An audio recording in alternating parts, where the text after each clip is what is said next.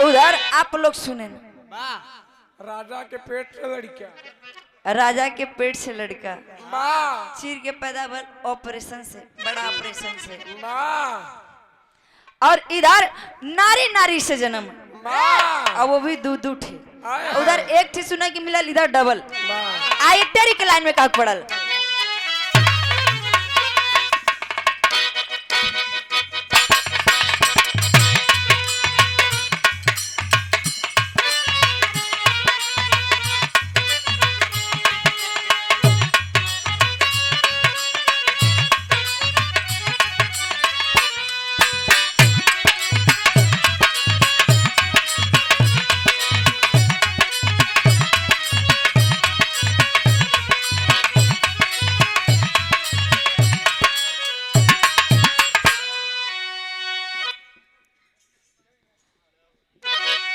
कहानी के तरफ बढ़ल जाए।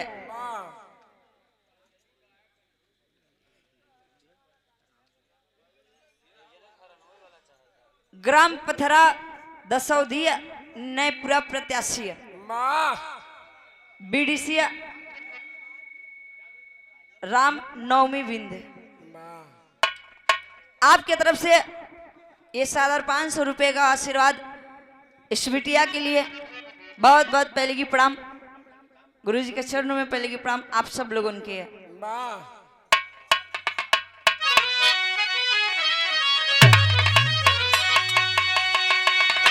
कि कहाँ नारी नारी नारी ओ नारी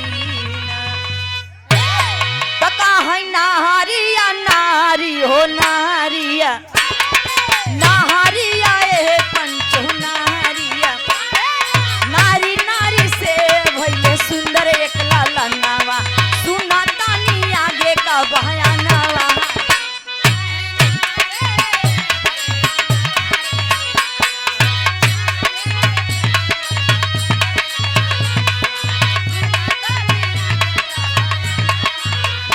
अरे सुना तानी आगे का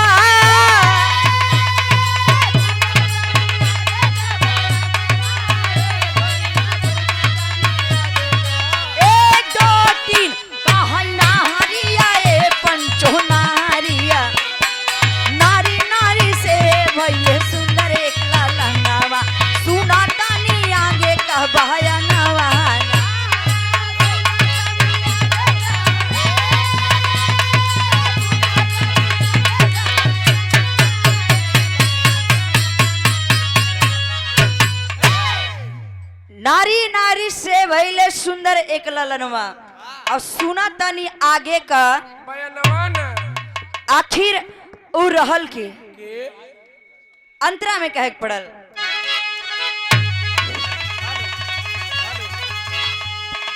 द्वापर युग में रहे वृद्ध का कहानी आ राजा इधर मना में बा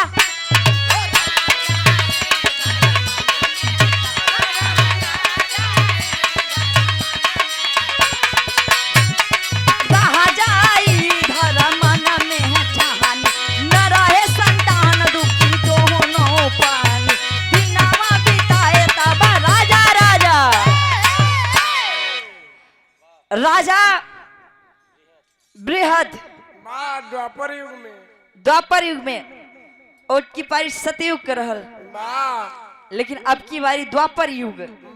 द्वापर युग में राजा बृहद जेकरे की संतान ना रहलेन और रानी दूठे। इधर राजा के संतान के प्राप्ति ना रहल, राजा बड़ा परेशान रहलन। आज जब राजा परेशान रहलन एक दिन राजा कैलन है का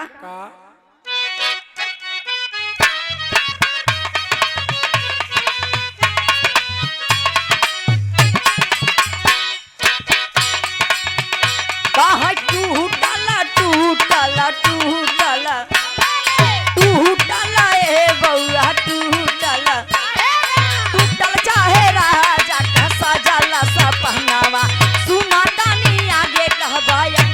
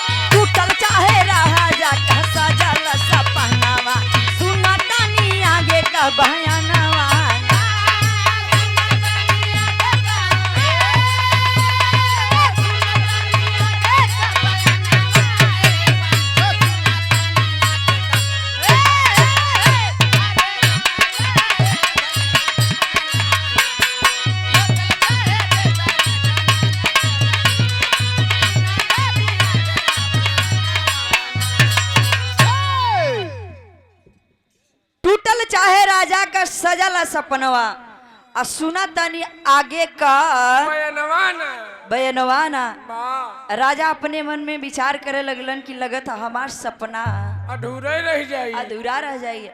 हाँ जौने के मारे अगर एक बार संतान के प्राप्ति ना भइल तो राजा दुई रानी लिया है दुई रानी ले आए। वाह लेकिन तबो पर खाता नहीं खुला संतान के प्राप्ति ना भइल। वाह और जब संतान के प्राप्ति ना भइल ए पंचो हाँ तब से पैसा आ गया।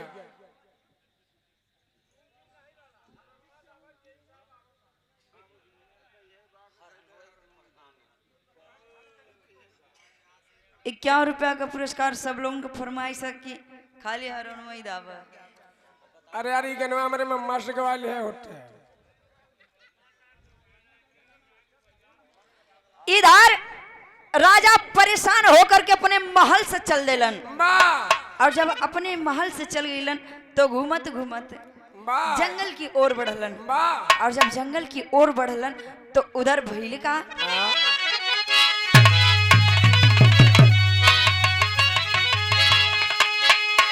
कि घूमत एक दिन राजा गईले मुनि के समनवा अमना में विचार कराया वही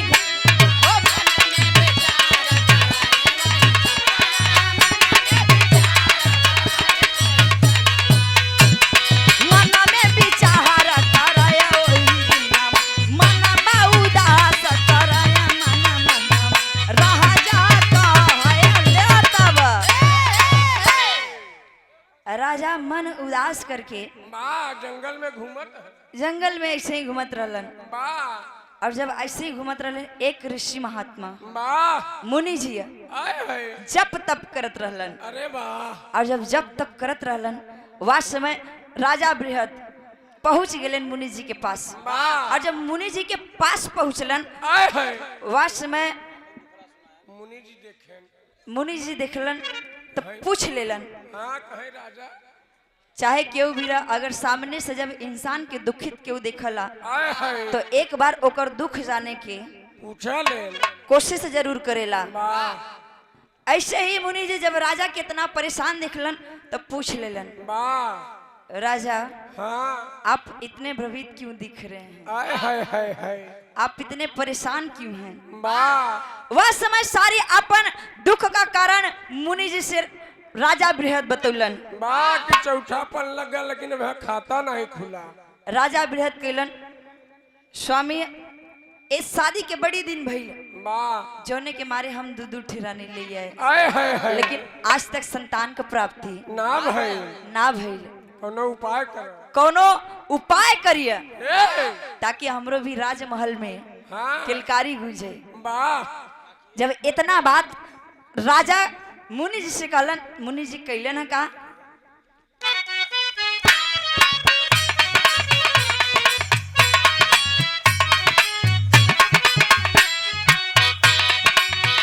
कहाँ दिए दिए हो दिए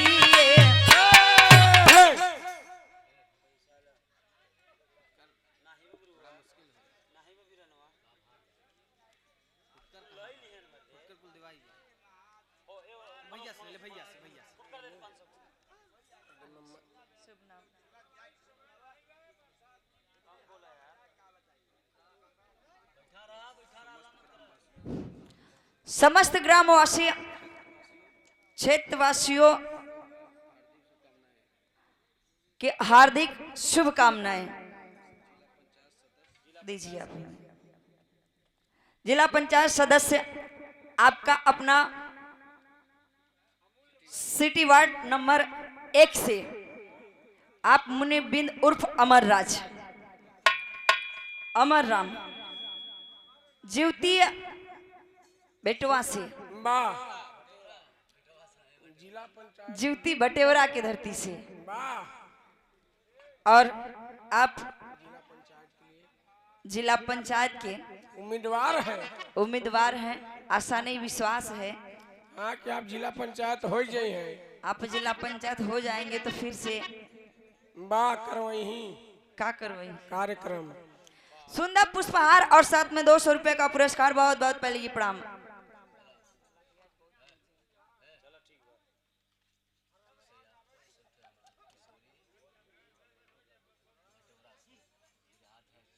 आप किशोरी बटेवरा से बिरहा के अध्यक्ष। 100 रुपया हमारे कवि जी के और 100 रुपया, अच्छा 100 रुपया आपके, 200 रुपया हमके। और बिरहा का कार्यक्रम भी रखा गया 21 अक्टूबर। दर्शन गांधी, सोनभद्र और रुचि यादव प्रतापगढ़िया। और बहुत ही अच्छा कार्यक्रम है, आप लोग जाइए वहां पर, कार्यक्रम का आनंद लीजिए। बहुत बहुत पहले की प्रणाम।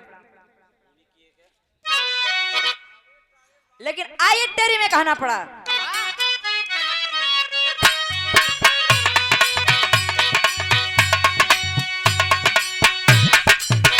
कहा दिए आए पंचो दिए, दिए आए बाबू दिए, दिए फला मुन्नी अपने हाथ वही भैया, सुना तानी आगे का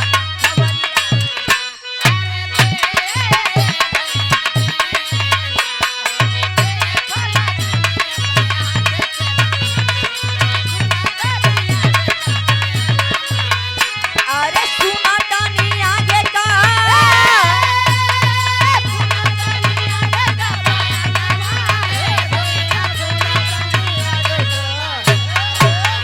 कहा दिए आए पंचो दिए, दिए फला मुन्नी अपने हाथे वही छनावा, सुना तानी आगे का बयाना।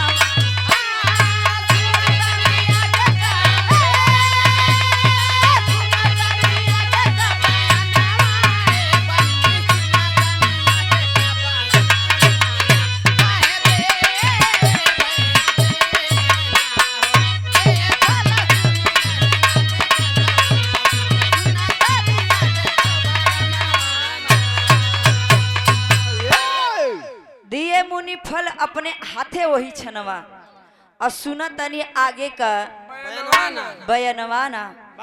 मुनि जी कहलन कि राजन, अरे बाबू 5 मिनट बस रुको, बस सिर्फ 5 मिनट, फिर ओकरे बाद सुना देते, सिर्फ 5 मिनट 5 मिनट। गनवा खत्म हो जाए। गनवा वैसे भी हम ढेर बड़ बड़ बिरहा कजरी न तक बिरहा ढेर बढ़िया गईला न कजरी ढेर बढ़िया गईला। सोचिला कि कितना जल्दी जवाब दे के अपने ओरी बढ़िए, और ई ना रहला कि नहीं भाई ढेर का समय ले ले, पर हमके खुद ना ठीक लगला ढेर समय ले ले से। इधर मुनि जी कहलन लाई है एक फल, ऐसे एक फल निकाल के दे दे और कहलन की राजन, ए राजन, इस फल को ले जा करके आधा आधा भाग में करके अपने दोनों रानियों को खिला देना। लेकर के राजा वो फल के अपने महल के तरफ बढ़ गईलन, और जब अपने महल के तरफ बढ़लन तो भइले का,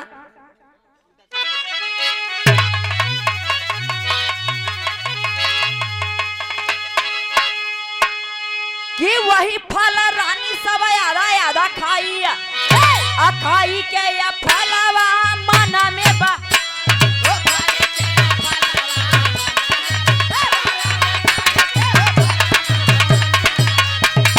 खाई के या फलवा मना में बताई, तब रानी वही घरी गर्भ रहा गए, इधर मना में कइले। राजा ले जा करके महल में दोनों रानी के आधा आधा फल खिया देलन, और जब आधा आधा फल खिया देलन तो दोनों रानी का गर्भ रहिया। और जब गर्भ रहिया धीरे धीरे समय पूरा, जब धीरे धीरे समय पूरा हुआ तो दोनों रानी के जब लड़का पैदा हुआ इधर तो भइल का,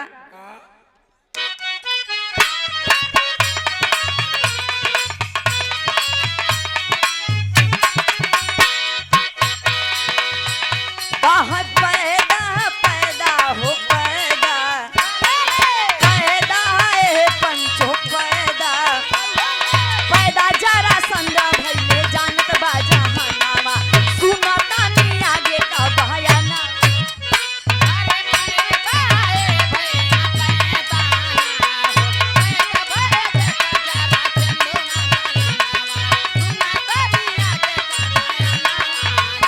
अरे सुना तानी आगे का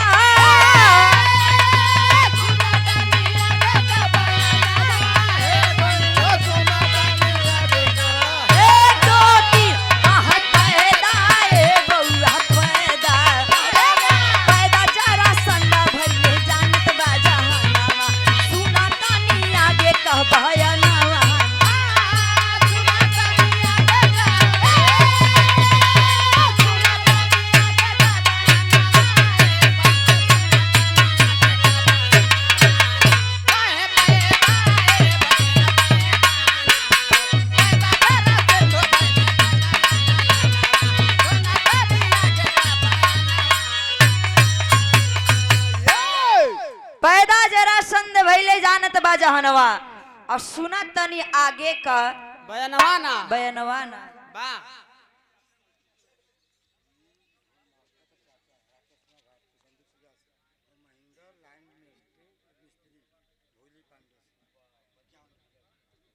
बाबू रुक जा। भोईली पांडे से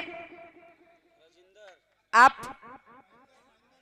महेंद्र मिस्त्री माँ लाइनमैन माँ सरकारी या प्राइवेट होई की अच्छा संविदा वाले हाँ, संविधान लाइनमैन और साथ ही साथ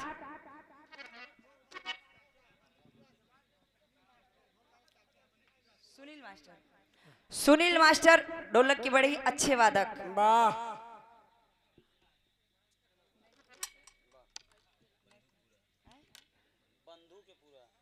बंधु के पूरा से तनी जगहिया के नमो खुल के भैया अगर बोल देवा तो बढ़िया रही वाह कैसे में कोनो शर्माए वाली बात ना बा नहीं बा। कैसे अपन गाँव अपन पूरा क्यों भी कहीं से भी बता सकेला वाह जगह का नाम खोल के बोला कैसे भाई जे यहाँ का बसिंदा हो के अच्छी तरीके से मालूम रही आए है आपकी तरफ से अमूल्य 51 रुपया का पुरस्कार बहुत बहुत पहले की प्रणाम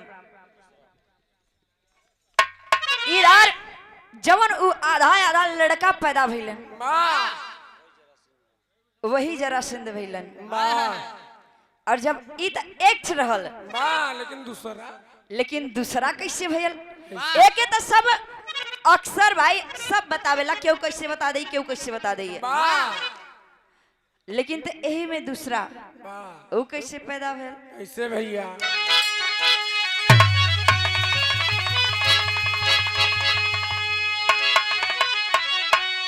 ये दलित भूम वंश में है राजा कहलाई और राजा वंश में नाम का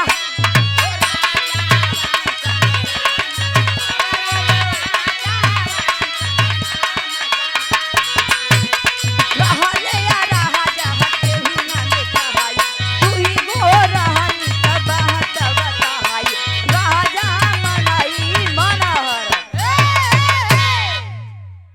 इधर दूठे रानी जवन किया दलित दलीप वाह जेकर नाम बतावल गई राजा का नाम दलीप बतावल गई ओहुठिया दूठे रानी रहली आए हाय हाय लेकिन राजा के पास ना रहली आए हाय राजा दूर रहत रहलन वाह खाली चिंता के मारा खाली चिंता की मारा वाह कि यो ननौ का खाता नहीं खुलता ए ननऊ का खाता नहीं खुलता ऐसा ना हो कि हम के कुछ करे के पड़ा कुछ करे पड़े एक मारा छोड़ के भगा यही के मारे राजा दलीप अपन घर छोड़ के जाके कहीं और रहत रहलन वाह पहाड़े पे पहाड़े पर इधर दोनों रानी आपस में विचार करे लगली वाह कि अगर ऐसे ही चलत रही हाँ तो हमने के दिया बाती किसी कहा अगर ऐसे ही चलत रही तो हमन के महल के उजियार करे वाला के रही के रही है वाह जब दोनों रानी इतना अपने मन में सोचलिन तो कैली ना का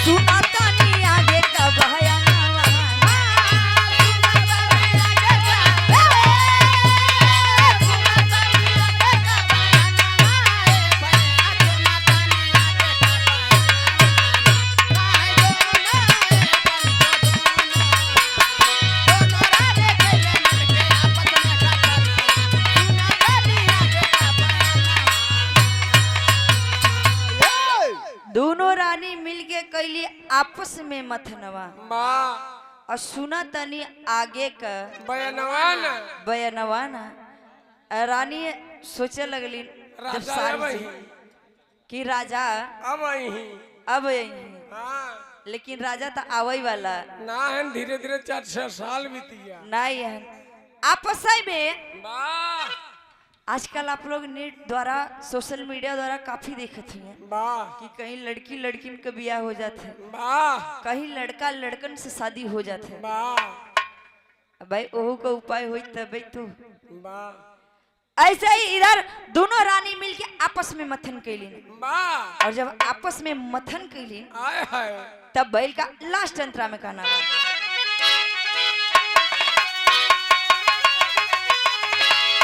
कि जब से मिलल बाटे पेटवा से पेट हो अब फटा से खुल गइल दुना उनका गेट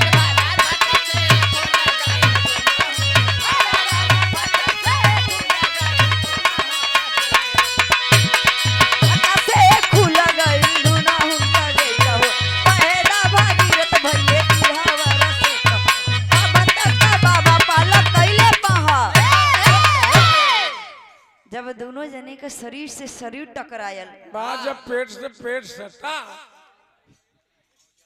तू अगर मामा तू अपन सटीवा न तो मामा टंग जीवा। नहीं यारू एके जातव कहत जतवो के पेटे से पेट सटत है तब उन्होंने का गेट खुलत जेमा की उमा डला था तो फिर वह उज्जर निकलत है। उज्जर उज्जर निकले लगत हाँ मतलब उमा गेहूं अगर डलाए वाह तब भाई उमा से आटा निकलत है वाह व्हाइट व्हाइट कलर का एका गलत अन्यथा न ले। वाह रानी और राजा दोनों रानी दोनों रानी आपस में जब मथन कैली दोनों जने का शरीर से शरीर जब सटल आए हाय कंधा से कंधा सटल ए!